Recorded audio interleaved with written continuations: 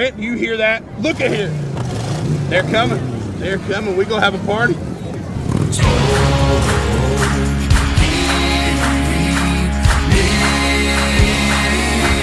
talking good on barbecue. Welcome, ladies and gentlemen, to another episode of the Old Boy Podcast.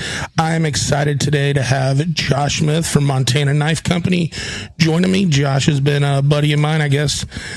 Gosh, we'll jump right into it here. I met you back when John Dudley was doing his collab knife. Josh, that takes us back a ways. Yeah, it in a way it seems like yesterday, but a lot's happened since then. But yeah, it was cool getting to meet you back then, and that was really COVID time frame, basically. Yeah, it was, and that was one of the things I kind of wanted to kind of set that point and then step back a little bit and talk about when you started Montana Knife and what you were looking for and what was some of the vision and some of the background that kind of led you into starting this brand. The Montana Knife Company idea was something I actually registered the name of that brand when I was 19 years old, but I never launched it until 2020 when I was 39. So I thought about it for a long time. I talked about it for about 20 years, and I think most of my friends thought I was full of shit, but I never thought I would actually do it. But then honestly, it just got to the point where it was like now or never. And I was working a corporate job. I'd actually taken a job for the power company, and I was a lineman kind of for the 10 years previous to that. And we had some old bosses retire, and we got some younger guys in there, and it was just so corporate and so much BS. And it's a blue collar job, and I love the work. But if I had to sit it through another stupid safety meeting with the guy that led them, I was gonna jump off a bridge. So I had to give this a shot. And I also, it's kind of one of those things. I felt like someday when I was 70 or years old or whatever, and if I look back on life, I would always wonder what would have been if I would have tried. So I had to at least try. No, and I love that too. The whole ethos behind this podcast is talking about building brands, taking risk, this and that. And I think one thing that we're hearing kind of repeatedly is this isn't something you just woke up and said, oh, I want to do this, or, oh, this looks like a great opportunity. You went ahead and locked up the name 20 years before you started the brand. So it's something that has always been in your heart, has always been a passion for you. It was just trying to find the time to, not just the time, but the way and the means to do it right. And then there's also that, hey man, a steady paycheck. That's a secure thing. That's a warm blanket. You know what I mean? Yeah. But at the same time, knowing your skills, knowing what you can do, and just believing in yourself. I feel like that's one of the toughest parts is, we all have this self-confidence, but at the same time, that's when you make that decision, your self-confidence has to be at 110% that you can go do this, you can provide for your family, and you can make shit happen. Yeah. And man, you hit on a few things there. One, when I was making custom knives, I started when I was 11 years old, and I became the youngest master bladesmith in the world when I was 19. And that's when I registered that name, Montana Knife Company. But I knew then I wasn't in a place where I was ready to start this company, like a mass production knife company. I was still trying to actually claw my way up and get respect in the custom world through the masters that I was learning from. Every time I would show them the new knives that I'd built when I was at shows, because back then it was before the internet, frankly.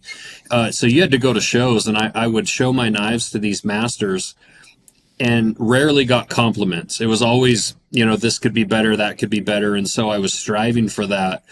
And over the next number of years into my 20s, I ended up having 4 kids.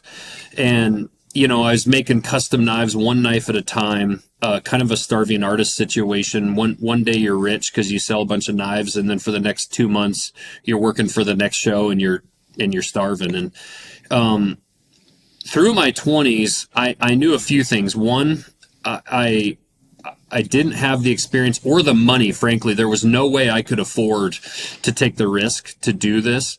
And number 2, I just didn't have the business sense. I didn't know how I was going to run a company. I didn't know anything about mass producing knives. And then, to be honest, with 4 young kids, and then kind of the way my relationship was at that point with my ex-wife, I just didn't feel like anything was set in my life to be able to make that change. And so I ended up taking that job with the power company, got an apprenticeship. I started off, I was going to be a pipeline welder.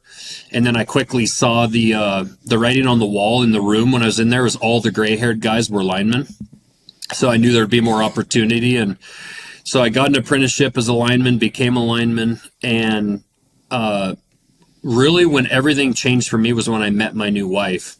I started telling her in 2018-19 about my idea, Montana Knife Company. We got married in 2018. And in 2019, she was like, I've got the kids, I got the house. You should go to your shop and you should do this shit. And honestly, her dad passed away and we inherited about 18 or 20 grand. I mean, it's not like he was a rich guy. And we took all that money and we put it into buying steel to cut the first prototypes.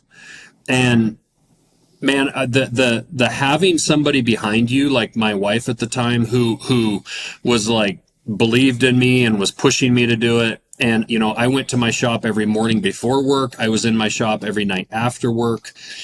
And she was the one who was really like, no, you should do this. And she actually kept telling me in 2020, like, you got to quit your job. And I was like, I don't know yet. And the thing about it was, you know, I was making at that point as a journeyman lineman 120 grand a year. I had benefits, paid vacation, and it felt selfish to quit my job to chase a dream that was really a huge risk. And it was her saying like, hey, if it doesn't work out, we'll figure it out. And man, that was, I actually quit my job January, or December 31st of 2020, right in the middle of COVID. And I drove home in the car and I was literally like sick to my stomach. Like, what in the hell did you just do? So, you know, but it's that risk, you know, a couple of things there, you know, one, having someone that supports you, because I'm sure there were a ton of doubts, and then it was just that gentle nudge, you know what I mean? Or, you know, taking that 18, 20 grand and just pouring it into the vision and what you guys saw. I absolutely love that. And I think it's one of those things that even when you're doubting yourself, even when, you know, times get tough or you're wondering what the hell did I do, just keep pushing forward. Don't lose that vision. Yeah, and the other thing I tell people, they see my story and they're like, oh, I need to quit my job and start, you know, my barbecue business, or quit my job and start, you know, making bronze art or whatever it is. And I'm like, man, you should be doing it now, before work and after work, and on Saturday and on Sunday. Like, I didn't just go quit my job. I cut the first prototypes for Montana Knife Company in 2019. You know, I actually made the very first prototypes in like 2013. And then I waited years before I actually really cut the actual prototypes. But man, when you want to chase your dream, a lot of times it's your day job that actually makes it possible. But it means you're going to sleep less. You're going to go to less football games. You're going to go to the bar less. You're going to have to work on your passion and your dream outside of work, and then get to a point where you literally cannot physically do both at the same time. And if you aren't willing to make that sacrifice of cutting down on the football games, cutting down on the bar time, you know, bowling league, that kind of bullshit, then this probably isn't made for you, because you're going to end up making much bigger sacrifices than that to keep this ball rolling if it takes off, I would say. Yeah. Brandon, my business partner, you know, I met him in the spring of 2020, and you know, he was actually a photographer. He took some photos, and then he was like, "Hey, I can build you a website." And I was like, "All right." So he built me a website in July, and then I started really realizing his ability and his talents in the marketing side. And by September, I told my wife, I said, I can't afford to pay him to do what I need him to do. Like, we were going to be running out of money if I did. So I offered him partnership in the company. And, you know, and I think with that, I don't know if I would have made that decision in my 20s. I think the arrogant side of me would have been like, I can do it all. And I recognized my deficiencies and his value, and said, you know, if we're going to grow this thing into a big company, and I only own, you know, 50, 60% of it, That's going to be better than failing with 100%. And so, and then Brandon and I, when I quit my job, the whole first 6 months of 2021, neither one of us took a paycheck. So, talk about sacrifice. I mean, I actually just had Brandon on my podcast, and I never knew this, but it's funny. He said when I quit my job January 1st of 21, he thought I was crazy. And I'm like, God, I'm glad you didn't say it back then. You were my business partner. But he was doing a side gig marketing, kind of growing his marketing company. And he still had some money coming in 21 where I didn't. I quit. I was cold turkey. And he was like, holy shit, here we go. And it was a funny story about why I actually quit. There in December, I got a message on my Instagram from Thomas Rhett. And he's like, hey, I'm going to be skiing in Montana. I'd like to maybe meet up and get a knife. Well, he's about 4 hours from here down at Big Sky Resort. And I went to my boss and I was like, hey, I need December 31st off. And he's like, well, you're out of vacation. And I was like, yeah, well, my vacation resets the next day. I have a month of vacation. And he's like, yeah, you're out of vacation. So we had this talk back and forth. And I got to December 30th and I was like, hey, I need tomorrow off. And he's like, in corporate thing, right? Like, no, you're out of vacation. And I'm like, well, can't we trade like a day, next week or whatever it is? And he's like, nope. And I was like, all right, well, then I'll be done at noon. And I quit.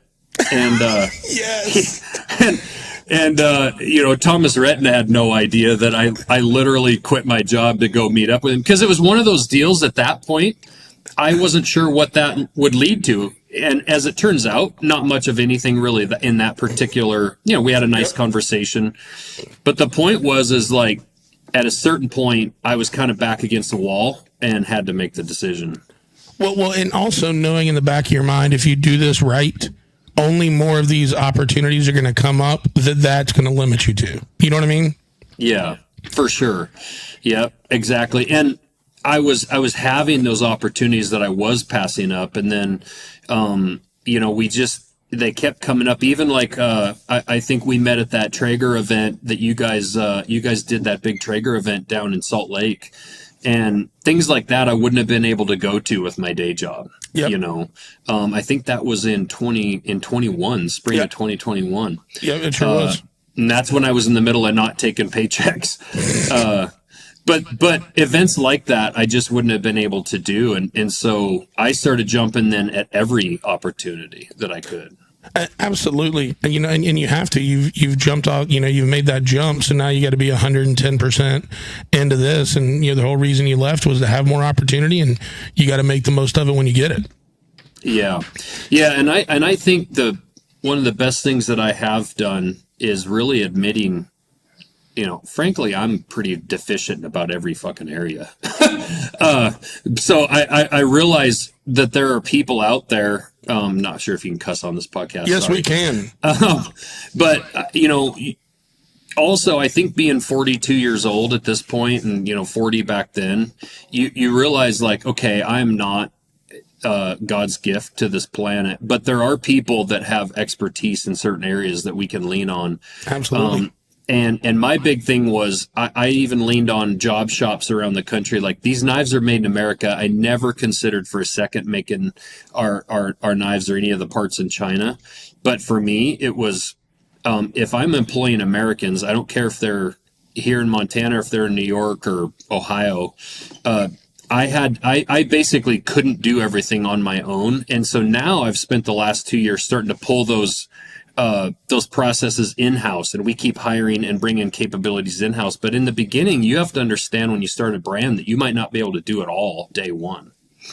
No, and I think that's on two levels. You talked about that earlier, and then I think we'll expand on this. Is one, when you talked about bringing Brandon on as a business owner, you made that comment about, I don't think I would have done that in my 20s. I completely agree. I think we've got way too much ego that early in life, especially when you're a master custom knife maker. You know what I mean? Like, there's a reason to have your chest out a little bit, and at the youngest age it's ever been done. So, but that doesn't mean you're ready to run a business. You have a skill, you have honed it, you're continuing to hone it and improve it. But just because you're a skilled person doesn't mean you're going to be a great CEO or a great president or somebody to run a company. So finding those places where you just go, man, I'm deficient. I've always said, like, let me focus on the stuff I'm good at, and let me surround myself with people that are really good at the stuff I suck at. You know what I mean? Yeah. Yeah. And I feel like when you do that, but that also requires relinquishing some control, empowering people, trusting people. And while that sounds easy, bunch of fucking buzzwords in there, it's hard to do when that's your name, your company, your brand, your reflection. A lot easier said than done. Yeah, and you nailed it, because it is my name on the company. So the people that work for me, I have a very high standard for who I want to work with, because reputation is everything. And like in the outdoor industry, when I was a lineman, before I was in this, the outdoor industry seems huge. It seems big. When you're actually in it, it's tight knit and it's small. It's really, it only takes a couple of years to know. It's not like I know everyone, but like I know a lot of the people in the industry. So if you misstep, there's a really good chance that you might end your chance of your company being successful right off the bat. I completely understand it. I almost say, like, the outdoor industry, I tell people, like, if you do about 5 tack shows and a couple others, you can meet about 85% of the industry. You know what I mean? Like, it's not that hard, and they're so connected, and so many guys cross over different brands that you're right. It's like a huge, but as you've seen, if you get that great word of mouth, people believe in your products become essential to their wardrobe when they go out and hunt and harvest. Dude, you're in a really sweet spot. Yeah. And it's the outdoor industry has been so kind and frankly patient, even like, some of the barbecue guys that with Traeger and guys like yourself, Matt Pittman, people like that have been patient on waiting for us to get our chef's knives out. And trust me, I would love to have a chef's knife in everyone's hands in America, but making a large chef's knife is a lot more difficult than making like a small hunting knife. And I have found that as long as you're upfront with people, I try to under promise and over deliver instead of the other way around. It's like, I would love to make thousands and thousands of chef's knives and put it in everybody's hands, but man, I'm just trying to make sure the ones we do put out there are quality, and then hopefully over time we can build into that. And like world is a place that we're really trying to push into much heavier this year now that we have figured it out. But it's a challenge. Mass producing knives. When I was a custom maker, I was making one knife a month for $4,000 or $5,000 a piece. Now we're making thousands of knives a month, and it's the equivalent of having a barbecue pit that you go around and maybe do special events on the weekends. And now you decide all of a sudden that you want to open up barbecue franchises in 200 cities. It is not the same. It is not the same. And so honestly, I've had to learn, or still learning a ton, because you can't just go ask big knife companies, where do you source this? Where do you source that? How do you do this? How do you do that? Like, I've had to figure it out. And but the outdoor industry in general has just been super patient and super supportive of us. It's almost like, and I have none, I promise. It's almost like I shared some show notes with you, because exactly where I wanted to go, you kind of started leading into a little bit, which is, so you start the company up, you get the website up. You had talked a little bit about, as things were taking off, using some other custom knife makers to help. Like, that scaling process has to be so integral and thought out, because if you don't scale right, you could sink the company. Mm-hmm. If you do scale right, you can do it in a way to where you're using these outside third-party custom knife makers to help accumulate enough capital so you can continue to bring that in-house, because obviously you would love to control as much of it as you can, but at the same time you don't have a couple of $100,000 or probably more to drop on equipment and assets to get up and running under your own roof. That's got to be a little delicate in how you play that game. Yeah, and it was such a learning process because when I cut those first prototypes in 2019, my she's now a senior, but back then it was my daughter was a freshman. She was helping me hand grind every single handle on these knives, and my wife was helping assemble them. My other kids were helping assemble, and I thought we were being super productive. And then you go through 200 knives and you realize, oh, to do thousands of these is not going to work this way. Like, I can't have my 14-year-old daughter grind 2,000 knives. And so, yeah, and it wasn't as much a using custom knife makers as it was using some like machine shops to help like fabricate some parts, because I started this in a 2-car garage. And so I didn't have a CNC mill. We now have 6 of them. You know, I didn't have any of these capabilities. I didn't know how to run a mill, any of this stuff. So I had to start that way. And we started essentially as an assembly process in our garage. And now we're in this big facility here where I actually have manufacturing engineers, design engineers. I have 6 mills. You know, we're doing all the sheath making now in house. We're doing a bunch of the handles now. So like we've in the next year, we'll have 90% of the process brought in-house. But the other part of that is reinvesting back into the business. People are like, oh my God, you're doing so good, you're getting rich, blah blah blah. And it's like, dude, literally every bit of money we're making is going back into reinvesting in this company.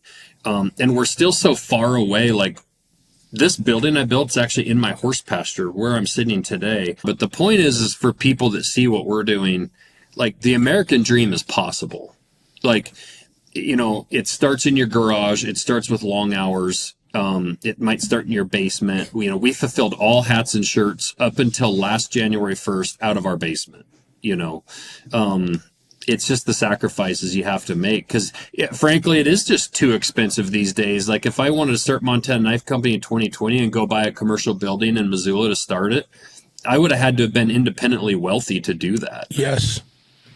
Yes. Now, let me ask you, with this new building, are we thinking we're going to have like a little store in there? Like, is it just going to be all business? Or are you going to have some customer facing portion of it? Or is that still up in the air?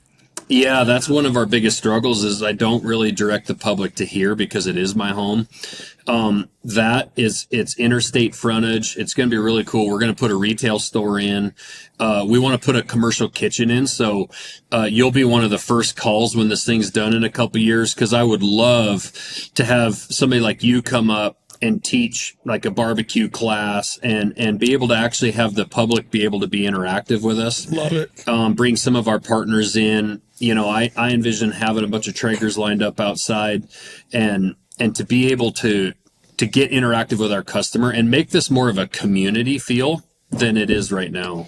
I absolutely love that, Josh. And one of the things I've always been a fan of and told people is, you know, experiences are things that people are willing to invest in. So, you know, whether it be, you know, like take Total Archery Challenge or some of those places where you can go off for a weekend, hang around like-minded people, get to learn some things you don't know, get to hone some things you do know, but grow your community and the people you're around. Those are the kind of things to me that are like a slam dunk. If somebody invites me to do that and the date's open on my calendar, I'm doing it every single time because it allows us to interact with the people that like us, like our products, and you just build that relationship deeper and deeper. And to me, I think when you can take a consumer product and pair it with an experience like that only helps the brands that are involved grow, and it only helps the consumer be happier, which is what we all want. Yeah, I think the idea of doing it around food, around barbecuing is, to me, it's the ultimate. Yep. You know, and to be able to have people, we're pretty centrally located. I mean, we're only a 7.5 hour drive from Seattle, so it's an easy day. People can come down from Canada, you know, they can come from all over Montana, and we're right along Interstate 90. And the community part, my favorite part by far of growing Montana Knife Company has been the people I've gotten to meet. You and I would not know each other if I was still a lineman. Yep. And you know, we actually were just together here at New Year's out at Tim Montana's, and to see the community come together and support a guy like him that just bought a bar and he's getting it going, and it's in the middle of freaking nowhere, and that place is packed with people. The people, you know, like Dudley and the whole Total Archery Challenge community, Man, meeting the people in this is by far the best part of it. No, I completely agree. And it's something too, like, and speaking of that, for me, like the outdoor community, like I didn't grow up like an avid hunter. I had me and my dad didn't hunt. He'd coached me through sports my whole life. I had one buddy that his dad hunted. Yeah, we killed some hogs and this and that. But like when I like met Dudley and got into it, and, met people and started going to camps and cooking and this and that, and then realized all the people that I didn't know that were in the outdoor space. To me, it was just so interesting because the other thing is too, like you hang around those guys like Dudley and Cam and Andy Stumpf. And like, if you don't walk away from that motivated to do something with your life, you're just all around fucked. You know what I mean? Because you're hanging around people that have such an intensity, such a passion. And if that doesn't rub off on you, then somebody else needs to take your space in that group. Man. And so we got a really cool opportunity in February 2020, right before COVID. We got invited to Winter Strong out at Bert Soren's, out at Sorenex in South Carolina. And I took prototype knives out there for Montana Knife Company. We didn't have a website. I was still a lineman. And I started showing those around. And that community, that event was full of those kind of people. Bert especially invites people from his hunt community, from his athletics, and the weightlifting community, the business that they're in with Sorenex.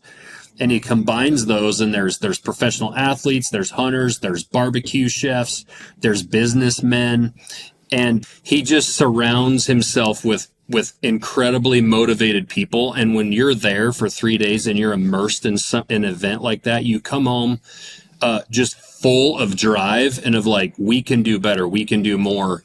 And a lot of times when you're in a small town, everybody's just trying to get by. They're kind of all doing the same thing, chasing kids and going to their day job. But it's hard to feel like there's somebody else out there that's trying to do more than just kind of accept what your town has to offer. And when we came home from that event, we just felt like, okay, we have got to go, and there's people out there that will support us. No, I completely agree. And then, sometimes if you stay just in that like custom knife group or the barbecue group or the CrossFit group, like you can get down that similar line of thinking, even though it's all still great people to be around. But when you get outside of your area of expertise, I feel like that's where you really can continue to strengthen as a brand builder, a business owner, and it's I think a perfect example of that. And me and you both like him or friends with him is Joe Rogan. I mean, Joe knows the shit he's an expert at, and he's more than happy to share it with you. But when he doesn't know something or is not an expert at it, like he's all receive and not too much transmit. The opportunity I had to cook with him when he had tagged out in Utah, he was just watching everything you do, and he was asking such thoughtful questions and questions most people don't, because his attention to detail is that high. But to me, like when you're trying to learn something or master something, you've got to have that level of detail. Yeah, I got the cool opportunity to hang out with him after a show down at his club, and we just sat in the bar, him and Tyler and I, Tyler from Archer Country, and we sat in there for like 2 hours. And Joe, it was like I was on his podcast, but it was because that's just who he is. He was just inquisitive, asking questions, and I actually felt bad because Joe's really good at turning the conversation on you instead of like, I love to sit there and ask Joe questions, but he's just so inquisitive. And when you talk about, expanding into other areas, instead of just being in the barbecue world or just being in the outdoor space, that's where we've been so blessed, is to be able to collaborate across brands with so many different companies, because a lot of our customers are the same kind of people, and they believe the same things, and they're interested in other companies that we find interesting and we find really cool. So like if you're into hunting, but you also love to get a big prime rib and cook it up for Christmas dinner, and you love to smoke meat that from your hunt. And then there's other companies out there that people love to support, like say like Nosler with Nosler bullets, right? Or, Kafaru or Sika or whatever. And so you end up finding that you can collaborate with all these different people. And we find that a lot of companies and a lot of people within them all have the same kind of values. They love their country. They support our military. They're probably annoyed with our government. They want to take care of their neighbor. They want to raise good kids. And we find that like, that's who most Americans really are. Yep. Well, at least the Americans we want to be around. You know what I mean? And I don't mean that. Yeah. I don't mean that in a terrible way, but like-minded people like being around like-minded people, and we're all driven. We all love this country. We all want to see it go to a better place, and we just want people to have the opportunity and the economy to prosper. I don't think that's asking for too fucking much. You know what I mean? That's all we want. No, and again, I think even with the knives, people have asked us like, gosh, how are you going to break into the chef's knife world? There's these huge chef's knife companies. I'll be honest, I don't think any of these chef's knives companies are really paying attention to like that center right guy, the guy who maybe he doesn't hunt, maybe he just loves to buy a big piece of meat at Costco and smoke it during a Dallas Cowboys football game. Or, maybe he just likes to smoke ribs on the weekend, just for the hell of it and have his friends over and drink a few beers. I don't think any knife companies are really marketing to those people, and we don't really have to market to them. We just want to talk to them and be like, hey, we're like you. Yep. And we believe in the same things you believe in. And maybe you should think about having one of our knives in your kitchen. No, and I think that's beautiful. Like one person I can think of that we've got a little bit of a crossover with is Wes Craven Pitt on social. Guy doesn't have a million followers, but dang man, when he's passionate about a product, like some of his stuff that he puts out as far as content is awesome. And I've seen him do it with your stuff. He does it with my rubs. It's like, when your product inspires somebody to make that kind of time and share their passion for your brand with the world, that's freaking cool. He's a small guy, and like you say, it's cool to have people like Joe Rogan and some of these more influential people in the brand, but what's making our brand go is all of the regular everyday people. There's other barbecue guys out there, that are sharing our stuff, all these hunters out there. And we actually take a survey. I actually need to put a photo of it up. We take a survey of like, how did you hear about our brand, right? Mm-hmm. Maybe it's from a podcast we advertise on or a podcast I've been on. It could be an influencer, could be a magazine article in Field and Stream or something like that. By far, the number one survey result about how did you hear about our company is I heard about it from a friend. And that is, to me, like, that is the best thing that I could ever ask for, is that people are actually talking about our brand and telling their friends. Well, to me, word of mouth advertising has only grown exponentially, right? Because we have these, computers we're talking in front of now. We have these phones in our hands. You know what I mean? So like word of mouth can spread so much quicker. So those kind of referrals, like absolutely, that's the lifeblood of a brand that's growing, Yeah. Yeah. And social media, people do kind of shit on it. And, to me, it's a tool, much like a gun. Mm-hmm. You can use it for positive or negative. And, like I alluded to earlier. That's a great analogy. I haven't heard that one before, but that is an awesome analogy. Yeah, and it's, when I started making knives in 1995, there was no internet. It was very difficult to connect with people. You had to go to knife shows. You had to go. If I wanted to learn how to barbecue, I had to go find a barbecue guy, right? I had to go to knife makers' shops. And now with YouTube, with social media, you can go online and learn how to be freaking anything, and you can connect. You and I can connect on the daily if we want to. And it used to be one knife show a year. Yeah, I'd go to the Atlanta Blade Show and I'd get to see Tim Hancock, and that was it. And otherwise, I had to maybe pick up a phone and call him. And so it also allows a company like us to blow up in 3 or 4 years, and we have a free marketing tool called Instagram. Instagram, YouTube, Facebook. Twitter.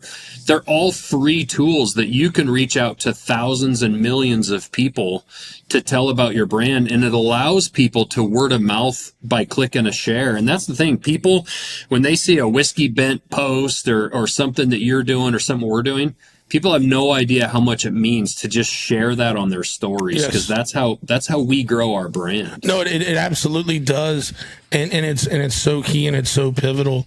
To me, social has been one of those things that, in trying to find but there's so much good in it, and one of the things where I think you guys have leveraged that and the industry you're in and have just done it so well is these released drops where, Nike has made it famous, and you guys are in a position to where you have just leveraged those product releases. You tease them just enough to get everybody fired up. You've already got a built-in audience. And I would be curious, and maybe you know the stats, maybe you don't, but when you do a limited drop of, 200 knives or something like that, how many of those are going out to existing customers, and how many that's their first Montana knife that you know of? Or do you even have an idea what those figures are? Yeah, we do, and it's interesting because the drop thing kind of happened a little bit on accident, and it came from back in the beginning. I can only afford to cut 200 blades, and so that's what I did. And then we started gaining a little steam, but you got to remember these knives take a good 6 months to make for a drop. So I would look out 6 months and go, okay, well, I can afford now to maybe cut 300 knives. Yep. Well, as this grew, by the time I got to the drop 6 months later, we had gained so much more of a following that the knives actually started selling faster and faster. And I think people actually thought we orchestrated it, but it was really just a matter of cash flow. I wasn't going to borrow money. This is just how much money I have. I made as many knives as I could afford to make, and we're literally still doing that today. But the drop thing became actually very difficult for new customers to get on because they didn't know. Mm-hmm. I have to be there at 7:00 and I have to buy a knife in the first 2 minutes. What's really helped that has been our knives in stock, where we've been trying to make sure we have knives on the website all the time to buy. Because you're right, on the drops, it's probably 70% returning customers. But on our existing knives in stock, when we actually have knives on our website, and we are trying, even though people claim sometimes that we aren't. When we have knives in stock, that allows the newcomer to find us in an article, to listen to this podcast and go search us and find us, and then buy a knife. So the drops is definitely has always been more heavy towards the original customers, but we actually want new customers. Sure. And that actually bothers us. I mean, it's great we have returning customers, but we need new customers because that's how you expand your company and you expand that word of mouth. Right now where you're at, I think I know the answer to this kind of right now, but when you look like 3-5 years from now, do you ever see yourself trusting your product in retail, or do you think direct to consumer is just the right thing for Montana Knife Company, even, as you look at the 3 and 5 year vision?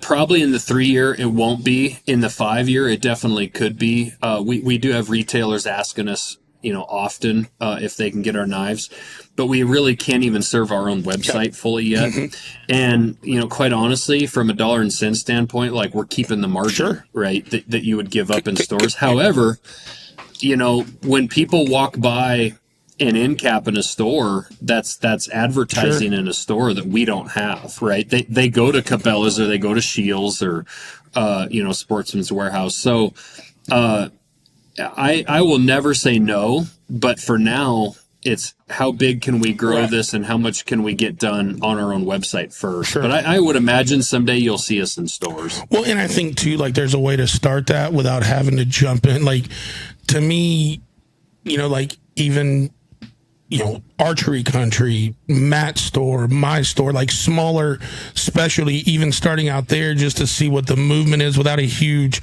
you're not having to you're not having to ship 2,000 knives to a retailer. You know what I mean? Somewhere where at least people can come in. Because also too, I think there's something about tangibility, like being able to come in, see the knife, feel the knife, especially with someone that doesn't know the brand or is very new to it, if you know what I mean.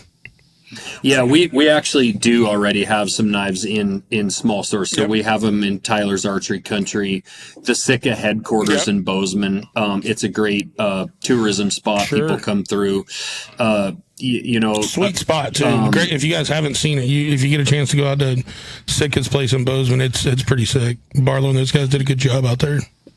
Yeah, they did. And so what I like about that is I like those smaller places people can talk about our knives, and it also helps support. I mean, I know Sitka's a big brand, but people like Tyler with Archery Country help support his store. Sure. Andy Stumpf has been selling knives like a son of a bitch through his Black Rifle coffee store up in Kalispell. Has he? Yeah. Leave it to Stumpf, that crazy son of a bitch.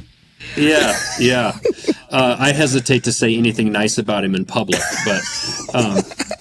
but they've been selling knives like crazy. But again, that's a small retail store, and it makes me feel good also that can help support their store and keep their lights on. So. Win-win, right? You're selling a product you probably didn't sell, and it's giving those guys a little change to put in their pocket to keep the lights on.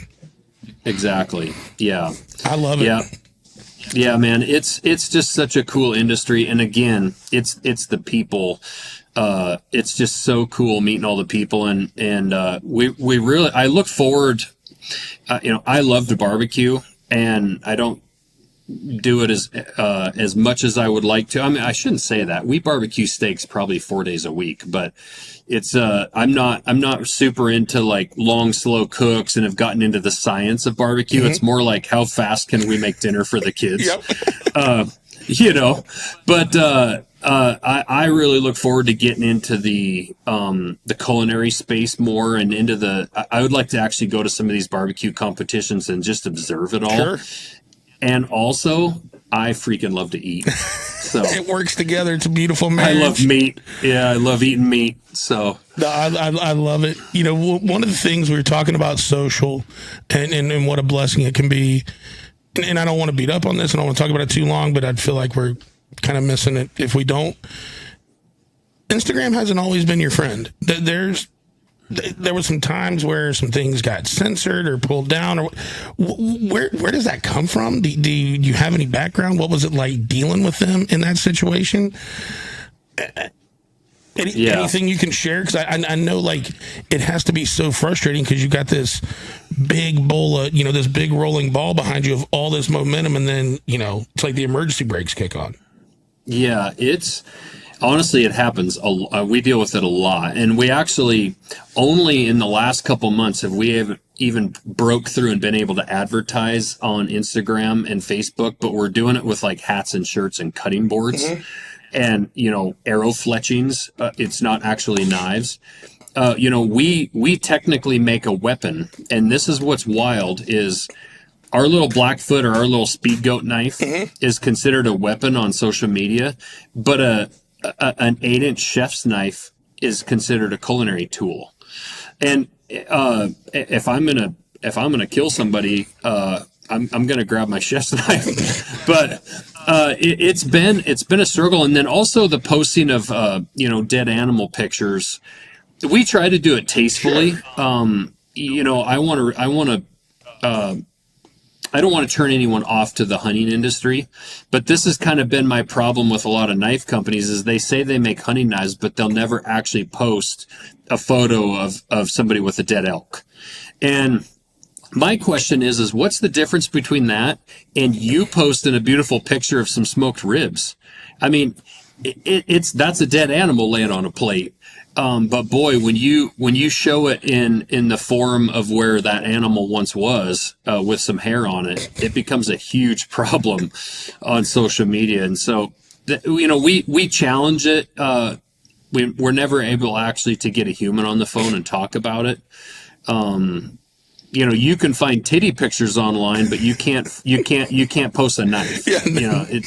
It feels like our values are a little bit fucked up in that situation. It completely does. It makes no sense to me. And it's like, I remember the first time I saw it, I'm like, are you kidding me? And even some of the hunting content outside of your account that I've seen, on Dudley's or Mendez's that'll get, blurred.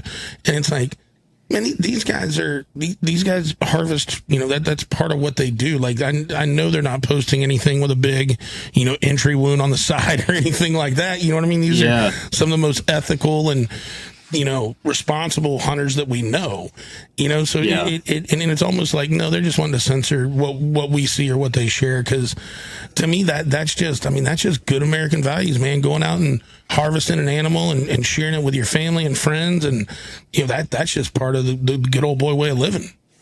Yeah. And the films that we make, like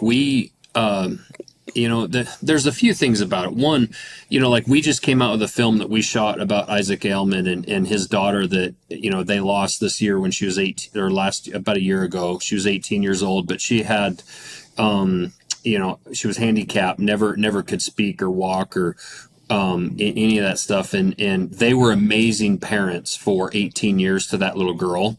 And we took Isaac hunting last fall to kind of get him back out in the woods. And essentially we called it like, hunting therapy, of just getting back out in hunting camp, being out in nature. He teared up a bunch when he saw rainbows because, she loved rainbows.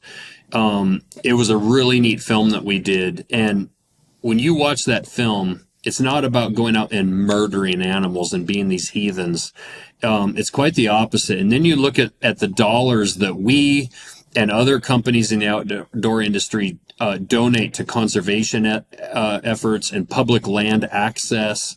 And a lot of these people who like to hike and take pictures of birds and see elk and see deer, a lot of that access and a lot of that conservation money, it's not coming from people with a camera. It's coming from people who are hunting, through the Pittman-Robertson Act, our tax dollars. So people should actually be very protective and very thankful for the hunting industry, because it's really us that's keeping these animals on the landscape.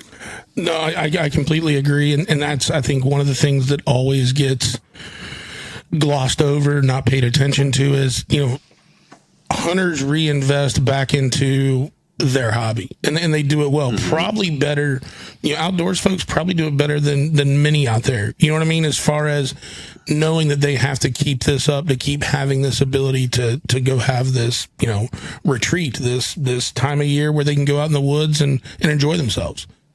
Yeah, and I was just at a Mule Deer Foundation banquet here locally.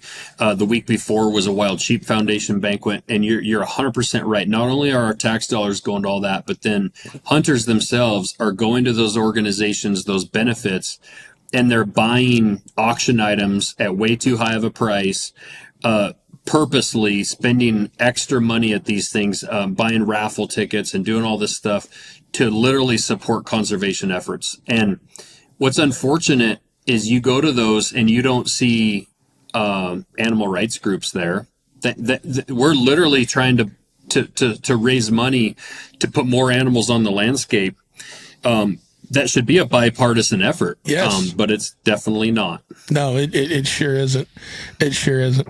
One thing I want to go back to that we hit on early, and I just need to learn more about, is you start building knives at 11. Where's that passion? Where's that desire? What makes an 11-year-old kid decide, I want to start building knives? Well, what 11-year-old kid wouldn't, first of all? I grew up in a small logging town in Montana, and my Little League baseball coach started teaching me to make knives. So he would come to practice, and he would bring his hunting knives to practice to show the dads what he was doing. And he also had an outfitting business. And so these guys would sit around, talk about outfitting and hunting, and they'd be looking at his knives, and I was just enthralled by it. And so he invited me to his shop. And there's a lesson out of this I want to actually get to, but he invited me up. I made a couple knives, and then I think his way of trying to get rid of me was to say, if you want to be a knife maker, you got to have your own shop. And so I had a lawn mowing business, and I also worked in my parents' excavation business. So I turned around and bought a belt grinder, and I put it in my dad's shop. My parents, didn't make knives, but I started buying equipment, and I started making more knives, and I would take them up to his shop. He would critique them, and again, was never really nice to me. Would, basically tell me everything that I did wrong, which was great. But it was actually quite frustrating at times. I remember being in tears when I was a kid, acting like a little bitch. Like, I want to quit. None of these guys think my knives are nice, but they were doing me a favor, and I stuck with it. Yeah, I kept through it all the way through high school, and here I am today with 55 employees in Montana Knife Company. So what I wanted to get to, though, the point of all that, and I think this is a perfect example for like barbecue guys as well. If you have a little kid at an event and you're cooking at an event, and you got a little kid hanging out there and he's asking a bunch of questions and he's acting super interested, man, you cannot understand what kind of a life-changing thing it can be to invite that little kid, like, hey, why don't you come over next Saturday and I'll teach you how to make ribs start to finish. Yep. Or why don't you come over and I'll teach you how, to smoke a prime rib or whatever. You have no idea what that impact. And if you look at it, the barbecue thing can be very similar to like the knife making deal. A lot of kids don't live, they might live in an apartment. They might have a single mom and they don't have a trigger sitting out back. And if you expose that kid, you ask him to come over and learn how to make a knife, come over and learn how to barbecue, come over and learn how to do anything, to plumb a house, to frame up a wall. It doesn't matter what it is. Men can be mentors to kids, and that kid might not do much with that all the way through high school, and you might meet that kid when he's 25 years old, and he might be a professional barbecue guy, he might be a roofing contractor, a framer, and it was all because somebody took a little interest to teach that kid. Same as taking somebody hunting. Yep.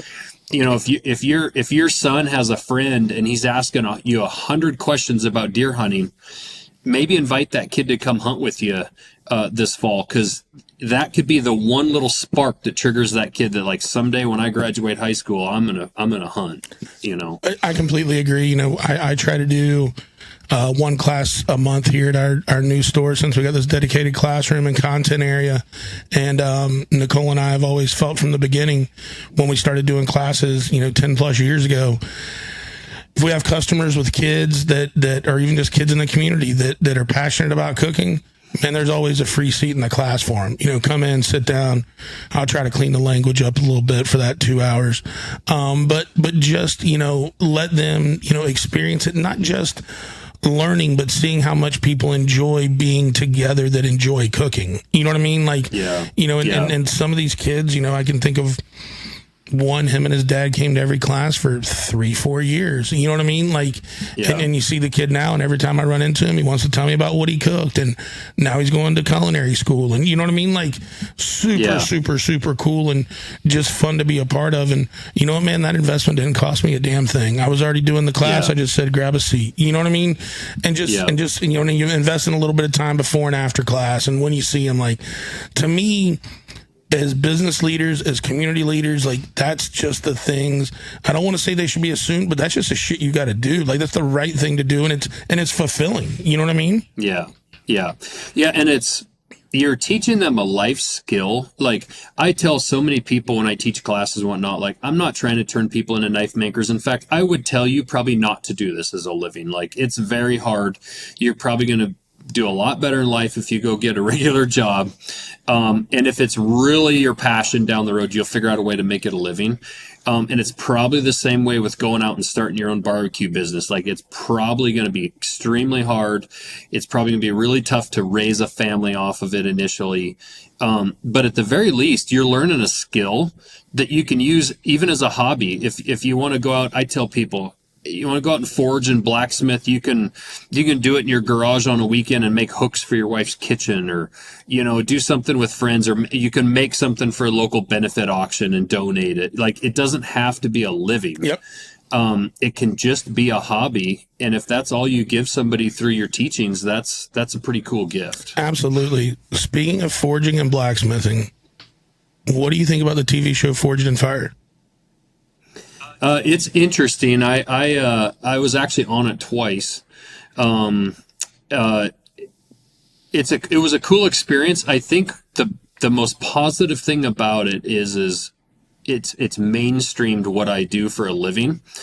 It's really funny. When I was in my early 20s, people would ask, because I was a full-time knife maker, people would be like, well, what do you do for a living? I'm like, well, I make knives. And people are like, what the hell? Are you serious? It's probably similar, honestly, to, what do you do for a living? Oh, I barbecue, Yes. and I think it's probably much more common now. Yeah. Than years and years ago. But I tell people I make knives for a living and they just didn't understand it. And now you tell somebody you make knives for a living and they're like, oh, have you seen that show Forged in Fire? Yep. And so it definitely mainstreamed it. I think it's been amazing for kids to watch. When you go do the show itself, I actually think they do a pretty good job of it's not the kind of show that tries to create drama. Yep. You don't go there and they're like, hey, you and Chad need to get in a fight today. The knife making community is actually very, very close and tight knit. And I root for knife makers on a whole. So that just never would have worked in our community. Honestly, they're making television. Yes. And so they have, it's really difficult to distill 5 days of video from 2 or 3, 4 guys into 40 minutes of airtime. Yeah. So I don't envy the position that they're in. No, and I'll tell you, for me, the reason I asked it is if I'm at a hotel room and I turn on the TV and I'm just flipping through the channels looking for something to keep on, if I find Forged in Fire, I stop. Because I just, once again, it's kind of like I think of that having the impact on knife making that barbecue pitmasters had on competition barbecue, because I know exactly what you mean. People be like, oh, so where you heading? I'm like, oh, I'm flying to Vegas for this barbecue competition. People look at you like you have 3 heads, like, yeah, you're flying from Florida to $125,000 prize pool. Let's see what we can pull out of that bitch. You know what I mean? Like, yeah. But then when Pitmasters came out, it was kind of like, oh, you do competition barbecue? Like, obviously you moved to the front of the bus, like, cool kid. You know what I mean? Like, yeah. And I'll tell you, I applied for season 2 of Pitmasters, and then season 3 they called and asked me to be a part of it, and when I asked probably some questions that most contestants didn't, because everybody just was like excited to get the opportunity. And the more questions I asked, the more I could tell it was going to be a bunch of, oh, I want you to talk this shit to that guy. And I'm like, this is not a proper representation of competition barbecue. Like, we don't, we may like jovially talk some shit to each other, but like, no, like if you need my brown sugar, dude, if I got some left over, here you go. I don't want to beat you because you didn't have something. I want to beat you because I just cooked better food that day. You know what I mean? So for me, I went back and forth and I just ended up turning it down. Probably a foolish mistake from a business point of view, but from a staying true to the community that helped me, build a name, I just had to do it. You know what I mean? Yeah. And I went on it before I had Montana Knife Company, so I actually didn't really parlay it into any great business. And, I was making such expensive knives that it's not like the average Forged in Fire, consumer was going to turn around and order one of my knives. So I didn't get much out of it business wise, but, I did end up like Mareko Malmasi that I competed against. That guy's a phenomenal chef's knife maker, and him and I became friends at the show, and he's the one that helped us design our chef's knives when we came out with them. That is so cool. Yeah, so that's the thing about the community. I agree 100%. One of the things I'm most proud of is the second time I went on, it really bothered me that they were keeping everything that everybody made. They weren't giving it back, and if you didn't win first, you got nothing dollar-wise, right? Well, when I went on the second time, I kind of honestly got him in a little bit of a pinch, because I told him I wanted to talk to the executive producer, and they were like, oh, sure, whatever. And 2 days before I was supposed to fly out, they were like, hey, are you going to get those contracts signed, your plane tickets for this time? And I said, well, I'm not coming. And they freaked out. And I said, I told you I wanted to talk to your producer. So sure enough, the executive producer called me, and I kind of explained to him, I said, hey man, you say you're trying to help knife makers and be good for knife making, but these guys, some of these knife makers are paycheck to paycheck. Most knife makers are. They're dedicating 3 weeks to your show, And if they don't win it, they're coming home with nothing. And you guys have these swords and all these things that they're making in your basement rusting. Yes. You're not using them for promotion. At the very least, you should send them back because, for example, I took second the first year I did it. That sword was in perfect shape when it was all said and done. And I could have sold that thing for 10 grand, Yeah. 8 grand. Yeah. And instead they kept it and it was rusting in their basement. And the guy was like, oh no, I don't really think that's true. They're not rusting. I was like, well, actually, I know it's the case because I know one of the judges. And he called me back later in the day, all apologetic. And he's like, yeah, there's rust all over your sword. He's like, I promise I'll work on this. And so I went out, I did the second show. It was about 6 months after I did that show. I got a text one day, a picture of both of my swords and said, these are both coming back to you. And from now on, all the contestants are getting their swords back. And I told him, I said, I have a full-time job as a lineman. I'm okay financially. But when I was making knives full-time, this would have been a big deal. And I ended up getting both those swords back and sold them both. Yeah. And so I feel good that if it helped a full-time maker out there that's struggling. And like I said, some of these guys, they go on that show, they are not professionals. They're not good at all. Right. This might be literally the highlight of their life. Sure. And maybe their sword is broken half. Send it back to them. They might put it in a shadow box and tell their grandkids about that one time they were on television. Absolutely. Like that makes so much sense. And kudos to you, big pat on the back, big old boy high five for sticking up for the knife maker and just putting your feet in the sand and saying, look, I just don't think this is right. And good on them for actually listening and not just, oh yeah, I'll look into it and bullshit it and never hear back from. You know what I mean? Like that, I think that's great on all sides. That's just the right thing to do. Yeah, that guy was a really good guy. And he said to me, he says, honestly, I've only ever shot shows like this about food or a lot like apparel and stuff like that. I explained to him, we're making something that's a generational item. This could be the highlight of someone's life, and it's something that they can pass down. You go on a food show, you make that food, everybody eats it or whatever, it gets tossed. But we're making swords and stuff that literally could be in museums someday. Sure. Those guys, when that show's all said and done and gone, someday somebody will go downstairs and just throw all that shit away or they'll take it to a pawn shop. Like it won't get the credit it deserves, No, or they just all sitting down there in the basement. They abandon the show, and somebody's left with all. You know what I mean? Like it just falls in the wrong hands, or just nobody that can really. No one's going to appreciate it as much as the person that used their two hands to make it. You know what I mean? That's right. That's right. That blood, sweat, and tears. I told that producer, it took me 25 years of failure to get to the point where I feel like I was good enough to go on your television show and compete. And for you guys to have that and not be treated with the respect like that, when I make something with my own hands, it means a ton to me. And so that's why it means so much when a customer, even with one of our Montana Knife Company knives, if I pull up Instagram and I see you cutting up a piece of meat with our knife, it's too hard to put into words what that means to me, because like that's a knife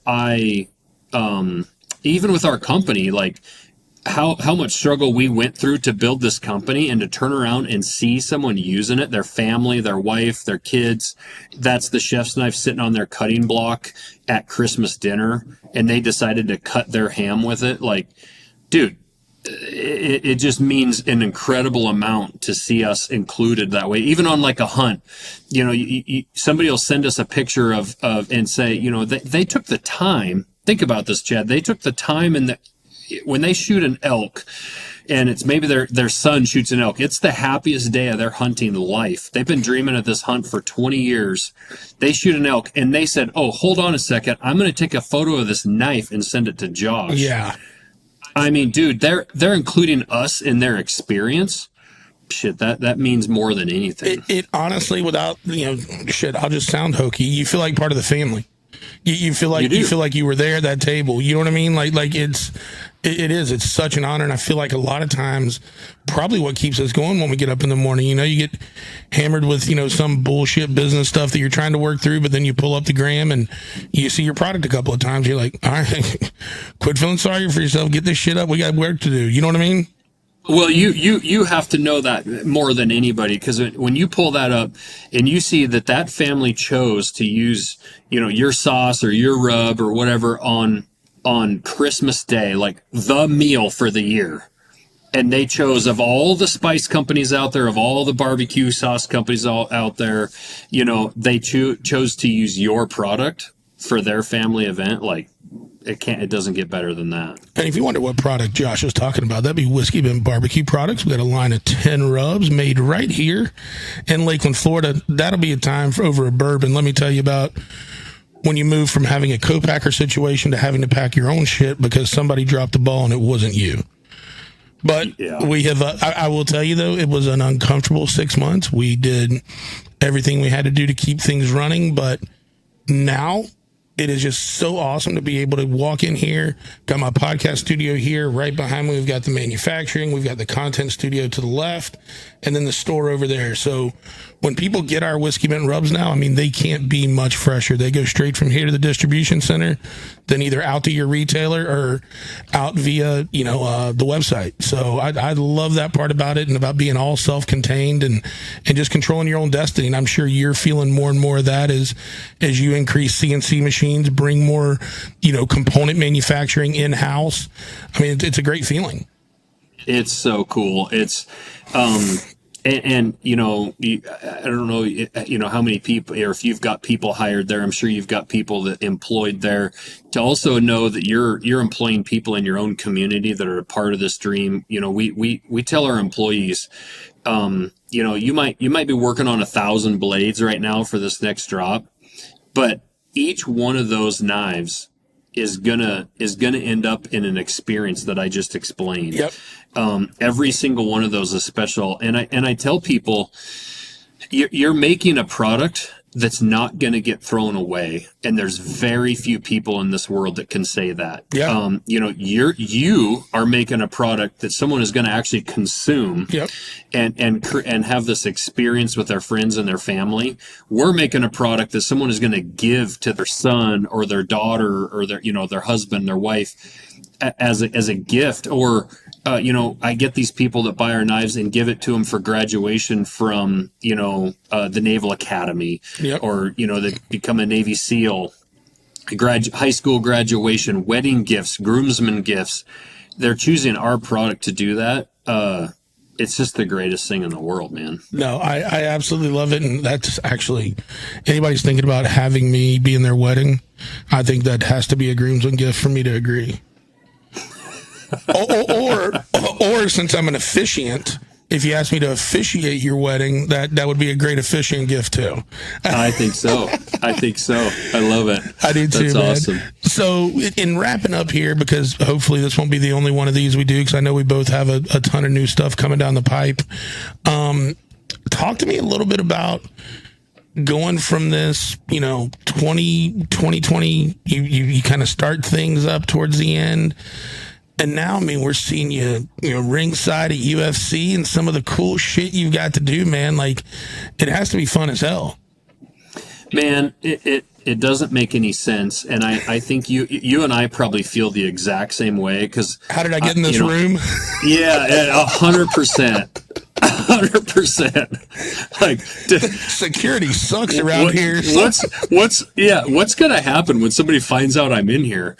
No, it's just been insane, because I'm just a regular guy from a small logging town in Montana. They're hanging out with Kid Rock. I was just at his house a couple weeks ago in Nashville, and I think you're also the same way, where you get opportunities that you also don't post about.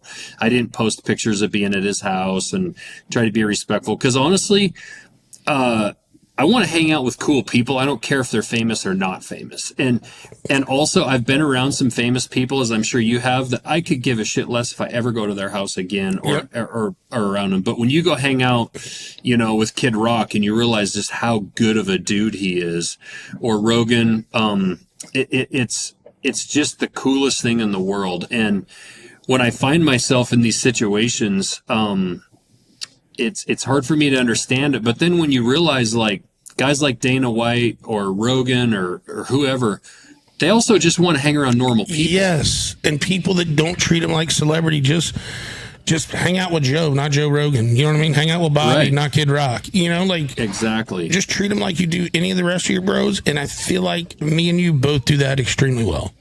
Yeah, because I don't get, my heart rate doesn't get up if I'm going to go meet somebody or whatever. To me, they're just a regular person. And, if they treat me like a normal guy, I just want to be treated like one of their boys. Yep. And I'm going to treat them the same way. And I really do think they don't want to be treated like a celebrity. And if that person wants to be treated like a celebrity, then that's probably the kind of guy I don't want to be around. Yeah. So I just find it so cool. And I feel like I'm almost living a life, I have a lot of buddies almost like living through me. Like that's part of why I love to have my podcast. Yeah. Because I get to meet people that when I was a lineman 5 years ago, I never thought I'd get to meet.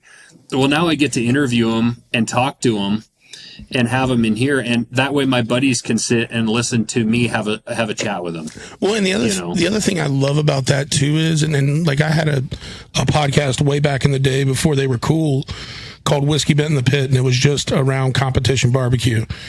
If you do some deep YouTube, and there may still be some out there, I drink a lot of Crown Royal during those 2-hour shows. But I will tell you, what I loved about it was I was doing that podcast trying to grow competition barbecue. And I always knew, like, when I started, I was like, you'd see a guy over there that's, national champ, this or that, world champ. And I'm like, I don't know what to say besides just going over there and talking some barbecue bullshit. But if I can get him on the podcast and you can find out that, Travis Clark's a big fan of this or that, or his team's the Packers. Well, now when this guy comes out, obviously if they've listened to the show, they can go over to Travis, approach a guy that's a great competition barbecue cook, and know they have some common ground. Hey, man, I'm a Packers fan too. What'd you think about that game the other night? Blah, blah, blah. You know what I mean? Like, just being able to do that. And then one other fun story, since you brought up Bobby, Kid Rock, and what just a great, generous guy is. So we were sharing duck camp 2 years ago. He loaded us up. We went and crashed Sarah Huckabee's inauguration. It was awesome. But then we were invited, but we say crash because Kid Rock was invited. The 12 guys from duck camp were kind of like a last minute add on. But like he loved that shit. Like everybody's in tuxedos. Like we come walking in, like I'm wearing my usual shit, shorts and some a shirt and some crazy shorts and some Jordans, but everybody else is in like banded gear. Like everybody looks like they came straight out of the blind, and everybody else is dressed super nice. And they're like, "Oh man, this must be Kid Rock's group." We're like, "Yep, we sure are." Yeah, Kid Rock's duck posse. Yeah, but then best is we get back to camp afterwards, and I made a comment about flying back to Tampa the next day, and he's like, "Oh, dude, you're going to Florida?" I was like, yeah. He's like, dude, why don't you just jump on the jet and ride with me? He's like, I'm going down to my place in Jupiter. He's like, just grab an Uber from there. I'm like, done, bro. And so right on the jet with him, and when we go to get off, he's like, dude, you didn't take one picture on the plane. I was like, why would I, dude? Like, we've been boys forever. Like, I got to ride on your jet. It's cool, but like, and then he's like, that's why you'll be back on here. And I was like, because once again, it's my story. And the other thing is that 2-hour ride, we didn't talk about music once. Yeah. I like the one thing that people underestimate Bobby about is he's a hell of a business guy. Yeah. Like he's one of the few people that's ran the majority of his finances of his music career himself. Yeah. Him and I actually talked a bunch about that. Yes. We sat out on his back step and smoked a cigar, and he actually talked about some of the struggles of like the young people are having today with studios and record labels, and how smart he was all the way along. He's a smart dude. Very smart. He definitely plays that. I've always said I like kind of being able to play that country boy, most underestimated guy in the room kind of deal. That's awesome to me. And Bobby plays that to the hilt. When you really start talking to him about business and his experience and this and that, like, guy is a true wealth of knowledge. So I looked at it as, this is 2 hours. I've got him to himself. Let's talk business. What can I learn from him? You know what I mean? And he was so because you experienced it, so sharing, so just willing to help, Yeah, 100%. Yeah. And that was what he actually quizzed me on a ton about. MKC was just the business side of like how we've done what we've done in the last couple of years. And, just such a good dude. Yeah, very. And it's like, I had some friends ask me like, oh, were there like strippers there? And like, it's like, no, dude. No, It was just, no. he was in a pair of cowboy boots. It was just him and I. It was quiet. We hung out on the step and had a cigar. Like, it was just, it might have been boring to some people, but to me, it was perfect. Dude, he loves those Hemingway short story Fuentes. Until we spent the whole day at duck camp, I didn't realize how many cigars he enjoyed in a day. But he definitely loves those. That's the cool thing about duck hunting is you can smoke cigars and duck hunt. Oh, it's the best. It's the best. Yeah. It's you go into the blind with a cooler and smoke some cigars and hopefully limit out and let me go back and let's cook them. Yeah, it's a relaxing kind of hunting. I'd love to go hunt someday with Yamar, but I'm pretty sure my fat ass wouldn't be able to keep up with that guy. He's a savage. Well, you see how much land he covers, and then look at his stride and Dudley's stride are very similar. And that's one thing when you're going to hunt with somebody. Yeah, I'm definitely not in shape to keep up with most anybody out there tracking elk right now. But when you look at Dudley's stride, like his one stride's like 3 of my short ass legs trying to catch up. Yeah. It's and that's the same way with Yamar. He's got that long stride, and those boys are just in shape that they go leave you. Yeah, and Yamar's Instagram is pretty much just full of him just running to the top of mountains for like, oh, it's Sunday morning. I have 30 minutes. I'll go climb 3,000 vertical feet. and just see what the rest of the day has for me. Yeah, exactly. I'll ski down and be home by 8 a.m. and make breakfast. Yeah, it's like, jeez, unbelievable. Oh my gosh! So one more brand. Now I don't know if you guys we've talked a lot about blue collar and grit, and I know you're talking with the Trollco guys maybe about doing a little collab, and they're our partners on Old Boy Apparel and this podcast. And another brand that they have is called Welder Nation. Actually, it's kind of where it all started, and I think it's pretty awesome. So you guys don't have too much in the welding industry, do you? No, like in what way? Well, I mean, I'm trying to think of. I mean, you got to have some welders that carry you guys knives just because they're old boys and like to have a good knife. Yeah, honestly, we're more of a hunting company right now. But when we come out with our everyday carry pocket knives, man, I plan on trying to put a pocket knife in every blue collar American's pocket. We actually had a welder T-shirt that was really cool. It's kind of an OG shirt. We don't have it now. We've actually kind of talking with those guys about maybe bringing a version of it back or something. But man, I my cousin's a pipeliner. Like I say, I've welded since I was a kid. But yeah, we want to. That's the tough thing about making fixed blade hunting knives is not everybody hunts. But like I said, kind of like with the culinary stuff, we have so many people, ranchers, farmers, welders, people that build, do construction. We want to put a pocket knife in every one of those guys' pockets down the road. I love it. And I'm sure, with you guys knowing that that's the purpose, it's going to be for the blue collar. It's just going to be like all the stuff that Trollco and those guys build. You got to know your audience and then build something that they're not going to break or abuse too hard, which has to have its own set of challenges in the knife business. Yeah, for sure. No, those Trollco guys, I mean, the dirty hands, clean money. I mean, that is one of the best sayings ever. And it really truly reminds me of my dad. Cause like, I've never seen someone work harder than my dad in the excavation world, in the ditch, you'd hear kids and teachers say like, when I was in school, like, well, if you don't do good, you're going to be a ditch digger someday. And it's like, well, my dad's a goddamn ditch digger. And I love him and respect him, damn it. Yeah, and he's making a hell of a living, and he's got dirty hands, and he makes clean ass money. So those guys and what they've done and who they're representing is our kind of people. Absolutely, no, it totally made sense when Justin and Jason came into mine and Tim's life, and we're like, man, how can we not partner up with these old boys and have some fun together? And here we are doing it, man. It's a blast. Well, we got to do some knives together with you too, and now that we're starting to figure out this culinary thing, we're going to have to do some more things together. Dude, hey, I would love to, Josh. As we always have, we see each other when we see each other. We stay in touch when we do. We always have a good time together. But always been a huge admirer of the brand, huge admirer of what you guys are doing, man, and so stoked to see where it's going. Yeah, man. Well, I appreciate it. It's always cool seeing. It always blows me away when I go to like a deal like Tim Montana's event that you barbecued for, and how you can put that much food out and it's all hot, it's all the right temp, the meat's good, it's moist, like, and I'm like, I struggled to get it right for my 4 kids. It's just really cool watching you sweat your ass off working. I mean, dude, that's the thing. Like, what you do is hard work. And I have so much respect for it. And so does my wife. You know, my wife grew up in the restaurant business. So my wife grew up waiting tables. You know, her dad was the bartender and the cook. My mother-in-law was the the one waiting tables and taking care of the business side of it.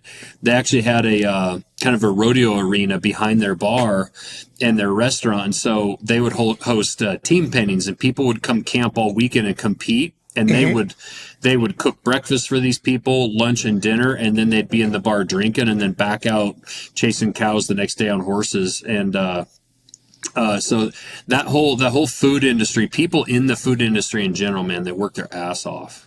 They do, you know, and thank you so much for the compliment. You know, I enjoy it, and got to give Julie props, and Jason and Stacy from Trollco for helping us out with that dinner. But there's also something about when that food's served and you're walking around checking on the tables, and people look up at you and go, "Man, that was an amazing meal," or, "I really enjoyed that." Like, that payoff is you don't see it in the bank account, but man, it sure feels damn good, and just kind of keeps you going on to that next one. Yeah, well, good food in an event makes or breaks an event, man. Because we've always see some outfitter friends of mine have said that, like, they can't control the hunting, yep, but they can control camp. And if you have good food at hunting camp, you know, the hunting can suck and you can be hiking your ass off. The weather can suck, but you come back to hunting camp and you've got a hell of a meal sitting there. People after 10 days of that will leave and go, the hunting wasn't great, but man, we had a blast in camp. And it's go because they had good food. Exactly. Exactly. 100%. No, I completely love that. And as the cook in camp too, it allows you to kind of be a part of it. You know what I mean? And there's nothing more than I love than somebody bringing something back, fresh harvest, that we can, you know, either serve that night or the next day. Like, to me, there's something about taking a piece of that animal that you harvested and all of us getting to enjoy it together. You know, that to me is just amazing. Yeah, 100%. No, couldn't agree more. We're both in similar industries where, we're doing something that enhances the experience and allows us to be a part of other people's special experience, which is really cool. Yeah, that's one thing too. Like, and it wasn't like I planned on having that feeling when I set out to, this is what I'm going to do for a career. But the fact that that's like such a benefit of it is awesome. Yeah. Yeah. It's so cool. Well, my friend, we are going to wrap this one up. And so we've came to the agreement that we both have some pretty cool companies, going to do some pretty cool stuff. Yeah. It's not an easy ride. I always tell people every now and then, and I'm sure you get the same thing, like, "Oh, you're so lucky to get this and to be able to do this." And it's like, that luck also meant, you know, cooking in 140 parking lots across 28 countries or 28 states to kind of build a name for yourself. You know what I mean? Yeah. And flying on commercial planes. Oh, yeah. That travel will kill you. Yeah, but man, I wouldn't change it for the world. And I'm so glad you came on and shared some of the Montana Knife Company experience with us, Josh. And anything you want to hit on the way out, people to check out? No, man, just I appreciate if people, you know, check out our Instagram or our website and just follow along. You know, I hope other people chase their dreams like you and I have. And you said it, man, it's not easy, but it's rewarding. And in the end, we're all going to die. So you might as well make the ride along the way as eventful and as fun as possible. Even if you fail a couple times, chase your dreams, chase your passion, because you'll never have regret in that. That's for sure. Well, and there's one thing too, you know, we only get to make this turn once, and something about leaving a legacy. You know what I mean? Just leaving something behind that, you know, that you built, you had your hands on, that there's something prideful about that. You know what I mean? Yeah, 100%. Well, Josh, thank you so much for the time, brother. Best wishes. I'm sure we will talk soon. And thank you guys so much for tuning in. It's been another kick-ass episode of the Old Boy Podcast. Stay tuned for more. Thank you so much for listening to the Old Boy Podcast. Please subscribe, like, set your notifications, whatever you got to do to make sure you're getting the latest episodes.